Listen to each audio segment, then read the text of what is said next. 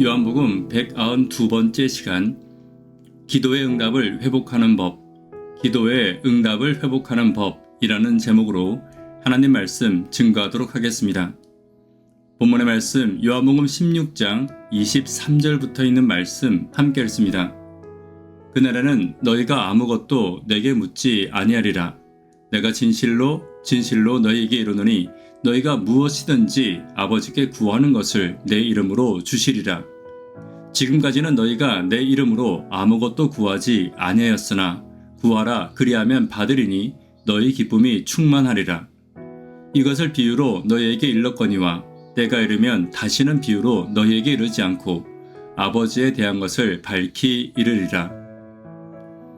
기도를 하는 사람들이 가장 중요하게 생각하는 것은 하나님의 응답일 것입니다.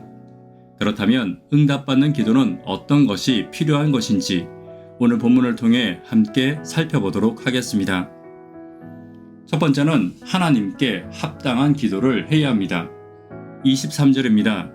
너희가 무엇이든지 아버지께 구하는 것을 내 이름으로 주시리라.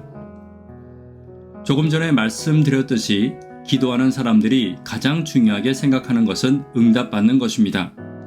하나님의 응답이 없는 기도는 하나마나한 것이고 아무런 가치도 없는 것이라고 여기는 사람들도 있기 때문입니다.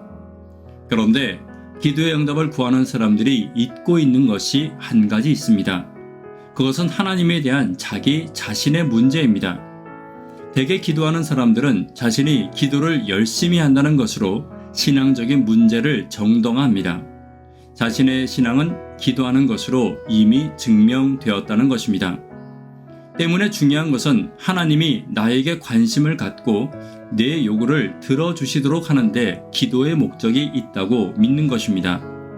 그러나 분명히 말하자면 이러한 태도의 기도는 하나님이 원하시는 기도는 아닙니다. 가끔 우리의 기도는 성도의 기도가 아니라 마치 이방신을 섬기는 것과 같은 기도일 때가 있습니다. 다시 말해 기도에 대해서는 성경적으로 신앙적으로 바르게 정립할 필요가 있는 것입니다. 기도하는 자신을 절대로 정당화해서는 안 될 것이며 오히려 기도하는 자신에게 어떤 탐욕이나 욕심이 있는지 더 긴장하며 살펴야 하는 것입니다. 무조건 많이 열심히 기도하라는 것은 성경에 없는 내용입니다. 성경에 없는 것을 행하며 그것을 마치 조건인 것처럼 요구한다는 것 자체가 이미 말씀을 벗어난 것이며 하나님 중심으로 기도하지 않는다는 것입니다.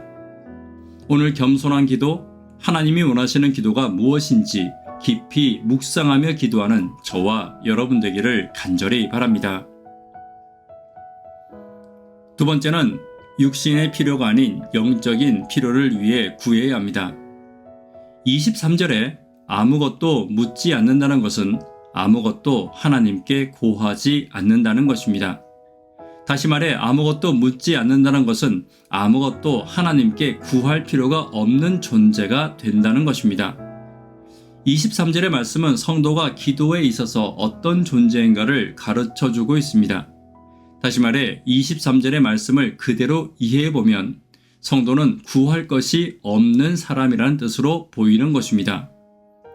마태복음 6장을 함께 보도록 하겠습니다. 6장 31절부터 있는 말씀입니다. 그러므로 염려하여 이르기를 무엇을 먹을까, 무엇을 마실까, 무엇을 입을까 하지 말라. 이는 다 이방인들이 구하는 것이라.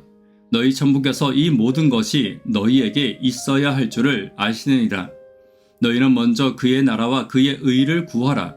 그리하면 이 모든 것을 너희에게 더하시리라. 이 말씀대로 하면 성도는 분명 구할 것이 없는 사람들입니다. 먹을 것, 마실 것, 입을 것, 즉 세상을 살아가는데 우리가 필요한 것들에 대해서는 구할 필요가 없다는 것입니다. 왜냐하면 이 모든 것이 우리에게 있어야 할 줄 하나님은 이미 알고 계시기 때문입니다. 그러므로 하나님이 우리의 필요대로 주실 것이기 때문에 구할 필요가 없다는 것입니다.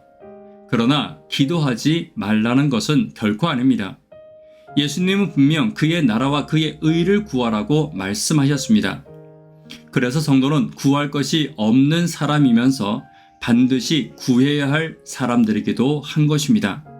쉽게 말하면 육신의 문제에 대해서는 기도할 필요가 없는 사람이지만 영적인 문제에 대해서는 항상 기도해야 할 사람인 것입니다. 오늘 나의 기도가 육신의 문제에 매여 있다면 영적인 것을 위해 무엇을 기도해야 할지 먼저 나를 돌아보는 저와 여러분 되기를 간절히 바랍니다. 세 번째는 예수의 뜻대로 기도해야 합니다. 24절입니다.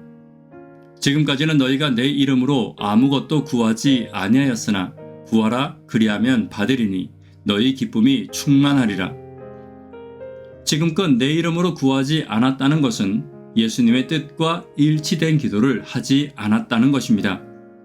예수님의 이름으로 기도한다는 것은 예수님의 뜻과 일치된 기도를 의미합니다. 기도는 결코 내 신앙을 과시하기 위한 것도 내 열심을 보이기 위한 것도 아닙니다. 기도는 하나님 앞에서 내 자신이 얼마나 연약한 존재인가를 고백하는 소중한 기회인 것입니다.